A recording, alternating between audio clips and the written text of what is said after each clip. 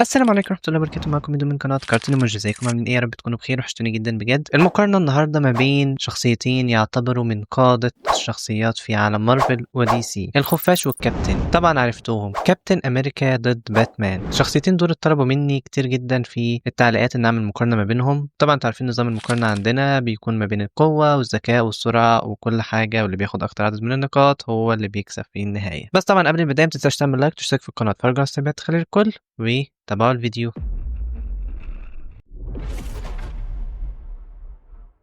هنبدأ أول حاجة في القوة الجسدية. طيب، باتمان اتدرب على أكتر من 150 طريقة في الفنون القتالية. قوي جدا في القتال الجسدي، سريع، رشيق، يقدر يقفز لمسافات عالية، قدر إن هو يحمل مبنى كامل فقط بيديه بدون أي أداة، قدر يتحمل دارك سايد وضرباته، كمان قدر إن هو يقاتل سوبرمان. صحيح كان باستخدام الكريبتونايت بس برضه قدر إن هو يقاتل سوبرمان، كذلك وندر وومن وكاتانا وراس الغول وشخصيات كتيرة جدا قوية في عالم دي سي. نيجي للناحية التانية لكابتن أمريكا، نفس الكلام. كابتن أمريكا من ساعة ما حصل على المصل وهو زادت قوته بنسبة كبيرة جدا عن البشر العاديين. بيقدر يقفز برضه لمسافات عالية، سريع، قدرة جسدية عالية، قدر إن هو يتحمل ثانوس وقدر إن هو يحمل مطرقة ثور، وبرضه متدرب على فنون قتالية كتير جدا. لكن في رأيي إن القوة تذهب لباتمان. باتمان قدر إن هو زي ما قلت لكم يتحمل قوة دارك سايد. هتقول لي ما كابتن أمريكا تحمل برضه قوة ثانوس، صحيح، لكن باتمان كان في قتاله ضد دارك سايد كان أقوى، وأنا بتكلم على قتاله في الكوميكس والكرتون مش بتكلم على الأفلام. قوة باتمان الجسدية عالية جدا، وأنا أعتقد إن هي أقوى من كابتن أمريكا.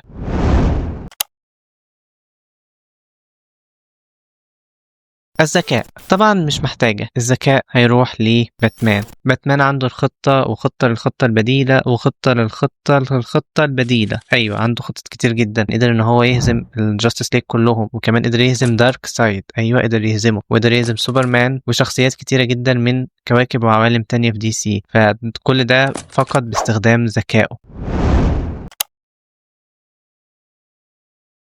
الخبرة في القتال أو الذكاء في القتال طبعا هتروح لباتمان. صحيح إن عمر كابتن أمريكا يعتبر أكبر من باتمان كتير، لكن باتمان خبرته في القتال أعلى، تدرب أكتر، ما بيدخلش أي قتال غير ما يكون دارس خصمه كويس جدا، مش متسرع في القتال عكس كابتن أمريكا اللي نقول عليه مش متسرع، ممكن يكون شجاع زيادة عن اللزوم فبيهجم بسرعات عالية. لكن باتمان أذكى شوية في القتال، خبرته في القتال أعلى، مش بيدخل قتال غير ما يكون عارف نهايته هتكون إيه، سواء بأن هو هيخسر فيحط خطة بديلة أو إن هو هيكسب ويكون مستعد ده، عكس كابتن أمريكا. فبرضه دي نقطة هتروح لباتمان.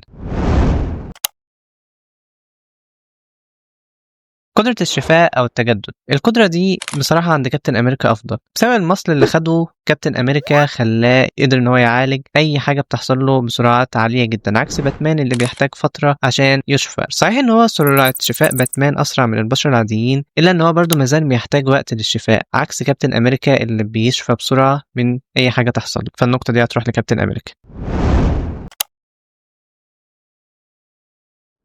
السرعة، بصراحة السرعة أنا شايف إنها تروح لكابتن أمريكا. ليه؟ صحيح باتمان سريع في الجري، لكن كابتن أمريكا المصل اداله سرعة عالية جدا، قدر إن هو يسابق ثور ويسابق شخصيات سريعة نوعا ما في الجري على الأرض. باتمان مش بيقدر يجري بسرعة عالية قوي، دايما بيستخدم أدوات زي البات موبيل والحاجات اللي زي دي اللي بتخليه سريع، لكن الجري مش بشوفه بيجري كتير قوي. صحيح في المطاردات بس برضه مش نفس سرعة كابتن أمريكا.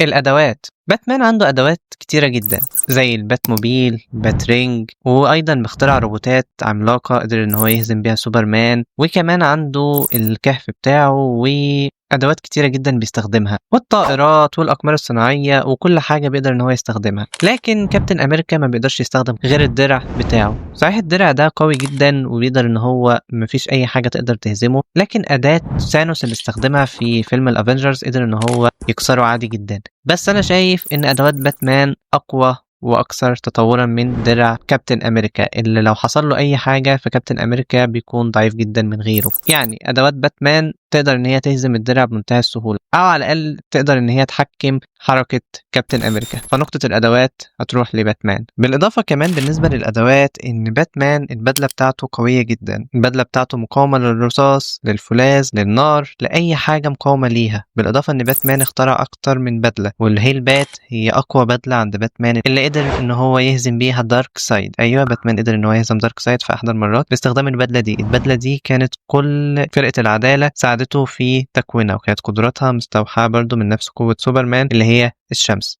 برضو كانت اخده معظم قوتها من الشمس وحاجات تانية كتير.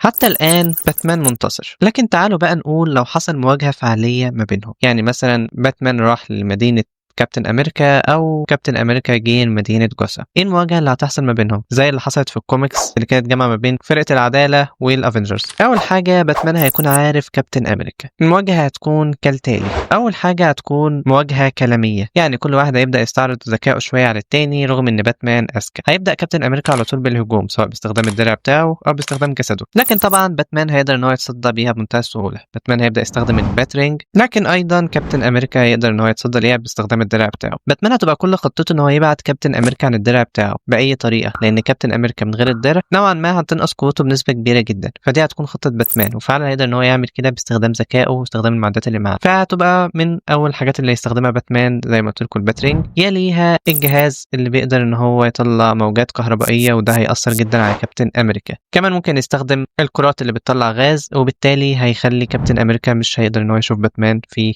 الظلام ده. فبالتالي كده باتمان هيقدر ان هو متفوق عليه، لان باتمان رؤيته في الظلام افضل بسبب البدله بتاعته. هيبدا القتال قتال جسدي نوعا ما، هيكون اتنين نوعا ما متقاربين في القوه الجسديه، رغم ان هيكون في تفوق شويه من باتمان، وقد يحصل ان يتفوق قليلا كابتن امريكا وانا اشك في ده. لكن هتبدا المواجهه الجسديه وده لا مفر منه، لكن بعد استخدام كل واحد لكل قوته هينهكوا تماما. وهنا باتمان هيقدر ان هو يستخدم كل القدرات او الادوات اللي معاه، ومنها الغاز المنوم. الغاز المنوم ده هيقدر ان هو يفقد كابتن امريكا وعيه، وبالتالي هيقدر ان هو يهزمه بمنتهى السهوله. فانا في رايي ان المعركه دي نوعا ما محسومه. طيب هتقولي ان في قتالهم الحقيقي في الكوميكس كان نوعا ما متغير شويه. هقول لك ان ده كله من اراء الكاتب، وده برضو رايي الشخصي. يعني الكاتب لو كان عايز يحط ان باتمان اقوى كان هيحطه اقوى، وكان عايز يحطه ضعيف هيحطه ضعيف. الفكره في المقارنه دي ان انا جمعت اقوى نسخه من كل شخصية منهم وقتالاتهم والطريقة اللي هم بيفكروا فيها. أنا عارف إن كابتن أمريكا قوي جدا مش ضعيف، وأنا ما قللتش منه في القتال ده. هي كل الحكاية إن أنا شايف إن ذكاء باتمان خلاه يهزم خصوم أقوى منه بكتير، لكن كابتن أمريكا نوعا ما كان هيخسر. حتى في قتاله ضد ثانوس كان هيخسر برضه، نوعا ما متسرع قليلا. وأنا أعتقد إن في النهاية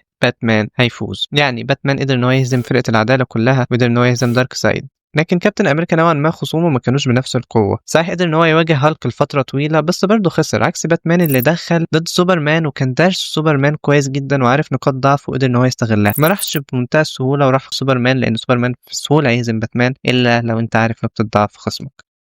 بس ده كان رأيي، ودي كانت المواجهة اللي ما بين كابتن أمريكا وباتمان. قول لي انت رأيك في التعليقات، وقول لي كنت متخيل مين اللي هيكسب، وقول لي ايه حاجة اللي انت مختلف معايا فيها او متفق معايا فيها. خانة التعليقات مفتوحة لكل حاجة، برد على كل التعليقات. وطبعا بقى ما تنساش اللايك والاشتراك وتفعيل جرس التنبيهات تخليه للكل، وعايزين نوصل الفيديو ده لأكبر عدد من اللايكات. وزور صفحة الفيسبوك والتيك توك والانستجرام، الروابط كلها في الديسكربشن. وسلام.